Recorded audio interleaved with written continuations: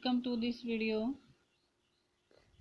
इस वीडियो में आज हम पढ़ेंगे क्लास 12th की पोयम कैमरे में बंद अपाहिज और इसके कवि हैं रघुवीर सहाय। ये जो कविता है कैमरे में बंद अपाहिज, कवि ने इसको अपने काव्य संग्रह आत्महत्या के विरुद्ध में से लिया है और इसमें कवि ने शारीरिक चुनौती को झेलते हुए व्यक्ति से टेलीविज़न कैमरे के सामने किस तरह के सवाल पूछे जाते हैं और अपने कार्यक्रम को सफल बनाने के लिए कैसे उनके साथ कैसी भाव भंगिमा की जाती है, कैसे क्वेश्चन पूछे जाते हैं और उनको उनकी पीड़ा को किस तरह से दृश्य संचार के माध्यम से लोगों को दिखाया जाता है, लोगों तक पहुंचाया जाता है। तो ओवरऑल अगर हम देखें तो इस कविता में कवि ने शारीरिक चुनौती झेलते हुए लोगों के प्रति अपनी संवेदना व्यक्त की है। तो आइए देखते हैं कविता कैमरे में बंद अपाहिज। तो यहाँ पर कवि ने शारीरिक रूप से कमजोर व्यक्ति से टेलीविजन कैमरे के सामने अपने कार्यक्रम को सफल बनाने के लिए किस तरह से टीवी वाले सवाल पूछते हैं, वो सारी बातें यहाँ पर दर्शाई हैं। कवि कहते हैं, हम दूरदर्शन पर बोलेंगे, हम समर्थ शक्तिवान। दूरदर्शन सभी जानते हैं टीवी। समर्थ यानी हम जो सक्षम होता है। हम एक दुर्बल को लाएंगे एक बंद कमरे में, दुर्बल होता है कमजोर, उससे पूछेंगे तो आप क्या अपाहिज हैं? तो आप क्यों अपाहिज हैं? अपाहिज होता है अपंग, जो शारीरिक रूप से कमजोर व्यक्ति होता है। तो कवि कहता है कि टेलीविज़न पर हम अपने को समर्थ शक्तिवान बताते हैं और अपने कार्यक्रम को सफल बनाने के लिए दूरदर्शन के कैमरे के सामने एक शारीरिक कमजोर व्यक्ति को लेकर आते हैं और उससे पूछते हैं बंद कमरे में, क्या पूछते हैं? तो क्या आप क्या अपाहिज हैं? आप क्यों अपाहिज हैं? उससे पूछेंगे कि क्या आप अपाहिज हैं, और अगर आप अपाहिज हैं तो आप क्यों अपाहिज हैं, यानी कैसे हुए? क्या आपका अपाहिजपन आपको दुख देता होगा? उससे इस तरह के क्वेश्चन पूछे जाएंगे कि क्या आपका जो अपाहिजपन है आपको कहीं ना कहीं दुख जरूर देता होगा, शारीरिक तौर पर या मानसिक तौर पर आपको अपनी जो शारीरिक कमजोरी है इससे कष्ट पहुंचता होगा। तो कैमरा दिखाओ, इसे बड़ा करके उस व्यक्ति के ऊपर कैमरा लगाया जाएगा और उसको बड़ा करके दिखाया जाएगा। हाँ, तो बताइए आपका दुख क्या है, यानी उसके चेहरे पर जो कमजोरी या दुख को प्रकट करने के भाव आते हैं उनको स्पष्ट रूप से दर्शाया जाएगा कैमरे के द्वारा और कहा जाएगा कि जल्दी बताइए, वह दुख बताइए, और वह बता नहीं पाएगा। यानी उस अपाहिज व्यक्ति से उसके दुख के बारे में पूछा जाएगा और उसको बड़ा करके कैमरे पर दिखाया जाएगा, लेकिन वह व्यक्ति बता नहीं पाएगा। आगे कभी कहता है, सोचिए बताइए आपको अपाहिज होकर कैसा लगता है। उससे फिर से सवाल पूछा जाएगा, प्रश्न पूछा जाएगा कि सोचकर बताइए कि आपको अपाहिज अपंग होकर कैसा लगता है। फिर उसको इशारा करते हुए बताएंगे कि बताइए आपको कैसा लगता है, इस तरह से बताइए, सोचिए बताइए, थोड़ी कोशिश करिए। उसको मजबूर किया जाएगा ये कहने के लिए कि आप बताइए, थोड़ी कोशिश करके देखेंगे। आप जानते हैं कि कार्यक्रम रोचक बनाने के वास्ते, कवि कहता है कि दूरदर्शन वाले जो व्यक्ति होते हैं, अगर वह व्यक्ति नहीं बोलेगा तो उसको बार बार अपनी अपंगता, अपनी कमजोरी को बताने के लिए मजबूर किया जाएगा। उसको इशारा करके बताया जाएगा, फिर उसको कहा जाएगा कि आप थोड़ी कोशिश करिए और आप बताइए कि आपको अपाहिज होकर कैसा लगता है, आपको अपाहिज होने से कितना मानसिक और शारीरिक कष्ट पहुंचता है, या आपको समाज में कैसी स्थिति अपनी लगती है। तो ये सारी बातें बताने के लिए उसको मजबूर किया जाएगा और ये सारी बातें किसके लिए करते हैं? वो अपने कार्यक्रम को रोचक बनाने के लिए। आगे देखते हैं। कवि कहता है कि हम पूछ पूछ कर उसको रुला देंगे। कवि कहता है कि टेलीविज़न यानी हम अपने ऊपर टीवी वालों पर कटाक्ष करते हुए कवि कहता है कि हम पूछ पूछ कर उसको रुला देंगे, इंतजार करते हैं कि आप भी उसको रो पढ़ने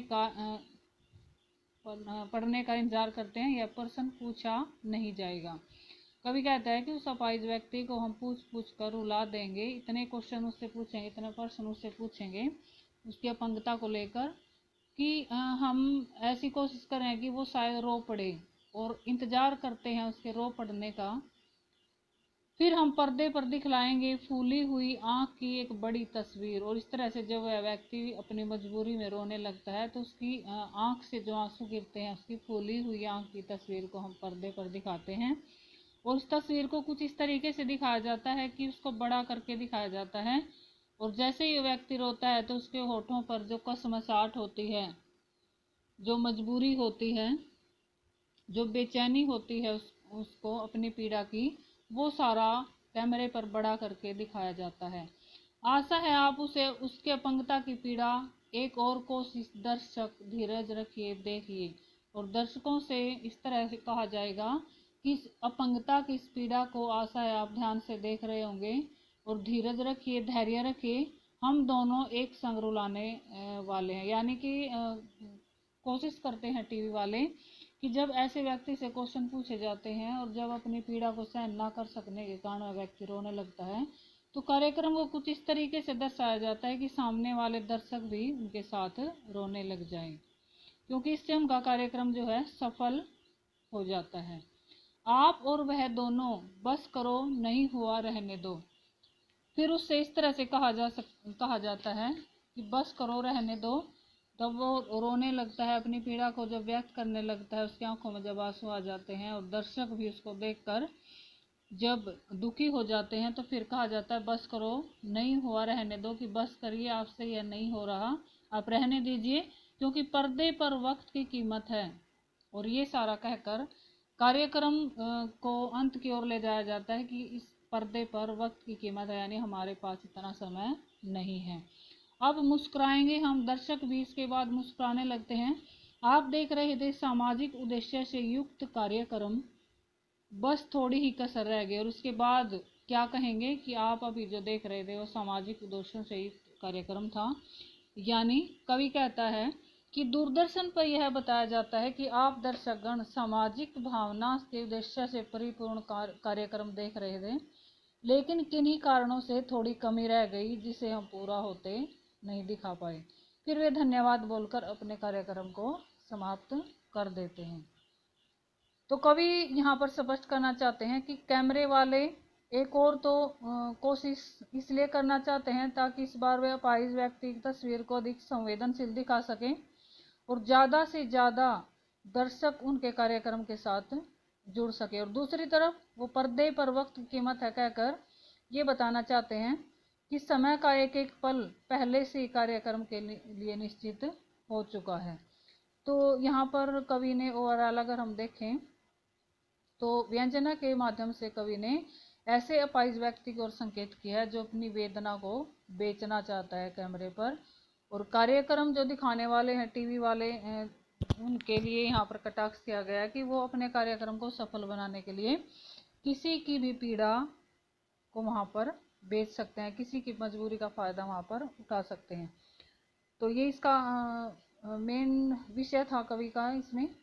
तो काव्य सौंदर्य की अगर बात करें तो काव्य सौंदर्य में हमें यही बताना है इस कविता से कि इस कविता में खड़ी बोली, शुद्ध साहित्यिक खड़ी बोली का कवि ने प्रयोग किया है, जिसमें भाषा सरल सरस और प्रवाहमयी है।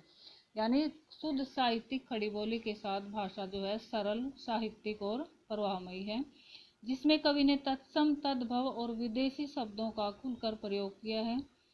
मुक्तक छंद का प्रयोग है इसमें और भावपूर्ण शैली के साथ इस कविता को लिखा गया है। बिंब योजना कवि के अत्यंत सार्थक और सटीक है और कवि ने इसमें जगह जगह पर अनुप्रास, उल्लेख और पद मैत्री जैसे अलंकारों का प्रयोग किया है। तो ये थी कविता कैमरे में बंद अपाहिज। आशा है आपको क्लियर हो गई होगी। तो अगर आपको ये वीडियो पसंद आई तो इसको लाइक और शेयर ज़रूर कीजिए और अगर मेरे चैनल को सब्सक्राइब नहीं किया है तो ज़रूर कीजिए, क्योंकि इस चैनल पर NCERT हिंदी का फुल सिलेबस अवेलेबल करवाया जाएगा। Thank you, have a nice day.